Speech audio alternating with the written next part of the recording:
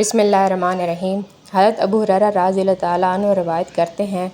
نبی اکرم صلی اللہ علیہ وآلہ وسلم سے پوچھا گیا، فرض نمازوں کے بعد کون سی نماز سب سے افضل ہے اور رمضان المبارک کے روزوں کے بعد کون سے روزے سب سے افضل ہیں؟ تو آپ صلی اللہ علیہ وآلہ وسلم نے فرمایا، فرض نمازوں کے بعد سب سے افضل نماز وہ ہے جو رات میں پڑھی جائے، اور رمضان المبارک کے روزوں کے بعد اللہ کے مہینے محرم کے روزے سب سے افضل ہیں۔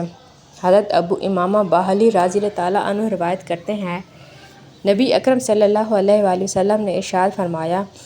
تم پر رات کا قیام لازم ہے، کیونکہ میں تم سے پہلے صالحین کا معمول ہے اور یہ تمہارے لیے رب کے قریب ہونے کا ذریعہ ہے، گناہوں کو مٹانے والا ہے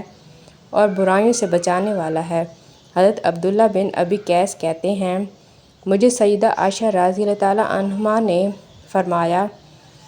رات کی عبادت مت چھوڑنا، کیونکہ رسول اللہ صلی اللہ علیہ وآلہ وسلم اس کو نہیں چھوڑتے تھے،